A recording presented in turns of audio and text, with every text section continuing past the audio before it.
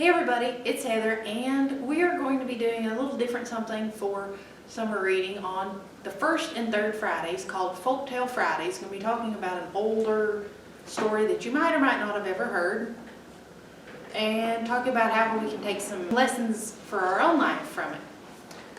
So this one is from the collection of stories that is in the book by Mark Twain, The Celebrated Jumping Frog and Other Stories. I thought about using The Celebrated Jumping Frog. So, a fable, activating Mark Twain-ish voice.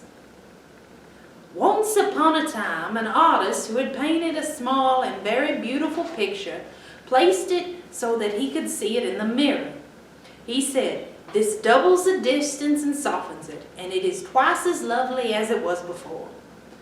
The animals out in the woods heard of this through the house cat, who was greatly admired by them because he was so learned and so refined and civilized and so polite and high-bred, and could tell them so much which they did not know before and were not certain about it afterward.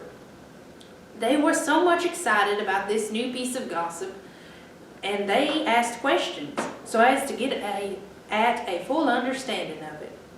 They asked what a picture was, and the cat explained. "It is a flat thing," he said, "and wonderfully flat, marvelously flat, enchantingly flat and elegant, and oh, so beautiful."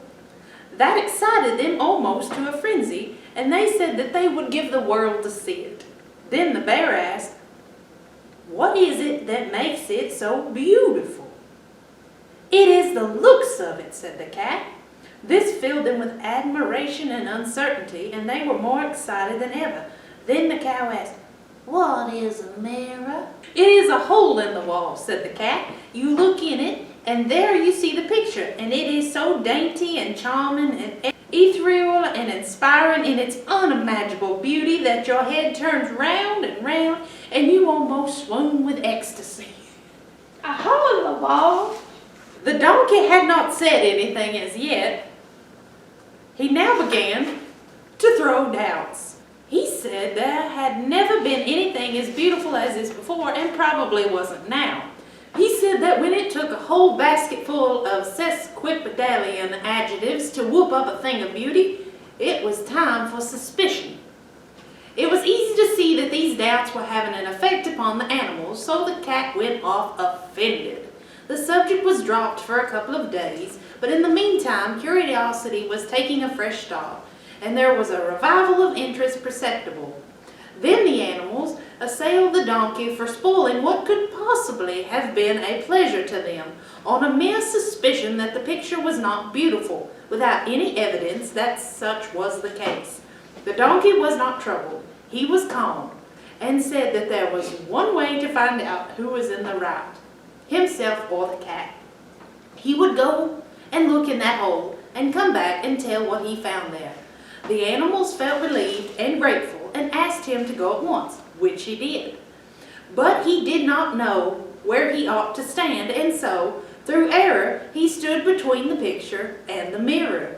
The result was that the picture had no chance and didn't show up. He returned home and said, "The cat lied. There was nothing in that hole but a donkey." A donkey? There wasn't a sign of a flat thing visible. It was a handsome donkey, and friendly, but just a donkey and nothing more. The elephant asked, "Did you see it good and clear? Were you close to it?" "I saw it good and clear, O Hathi, king of beasts. I was so close that I touched noses with it." "This is very strange," said the elephant. "The cat was always truthful before, as far as we could make out. Let another witness try. Go, Baloo, look in the hole and report." So the bear went. When he came back, he said, "Both the cat and the donkey have lied. There was nothing in the hole but a bear." Great was the surprise and puzzlement of the animals. Each was now anxious to make the test himself and get at the straight truth. The elephant sent them one at a time. First, the cow.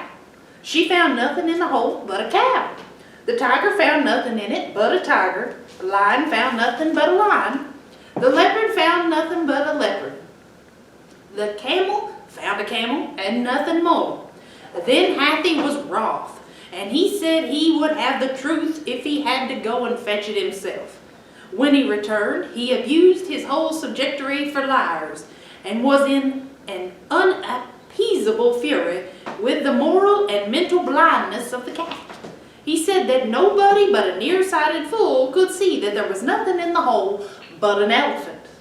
Moral by the cat. You can find in a text whatever you bring, if you will stand between it and the mirror of your imagination. You may not see your ears, but it will be there. What is actually the moral of the story? I'm lost. I got lost a while back. In the voices? Yeah. So what's your take on the moral of that story? We have the moral from the cat, and after a little bit of searching and some talking between Sherilyn and I, we have kind of come to the conclusion. We still have no idea. Pretty much. But our first conclusion was, I forgot what our first conclusion even was.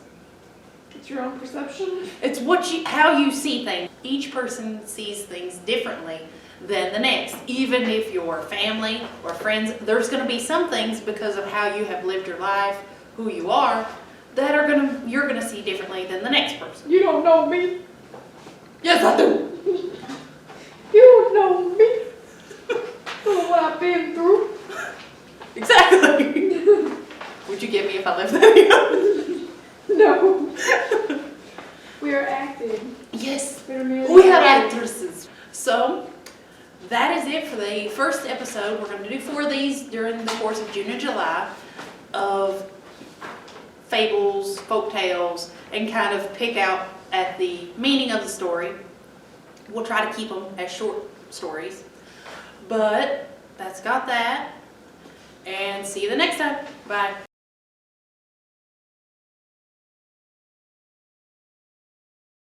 That L is hard to get in.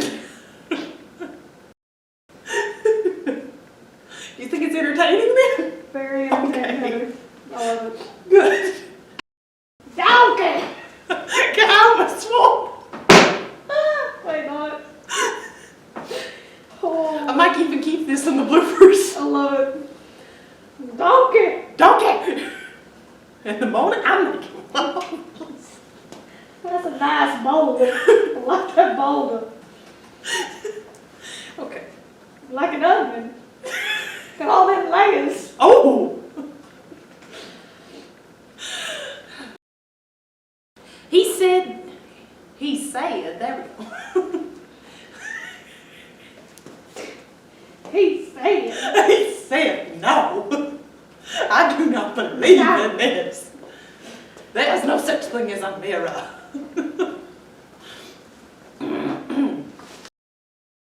The cat lied.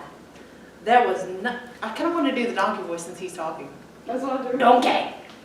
That was Shred. I don't need. I've lost donkey. I like that boulder. That is a nice boulder.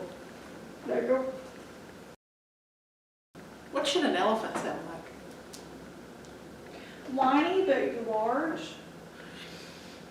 Kind of nasally. Yeah. So I go for the loud. The elephant asked, "Did you see it go?" Okay. Twain is saying to think about what we read. Use our imagination. Don't just read it. Become engaged. I think I was successful in engaging into the story, don't you? Very.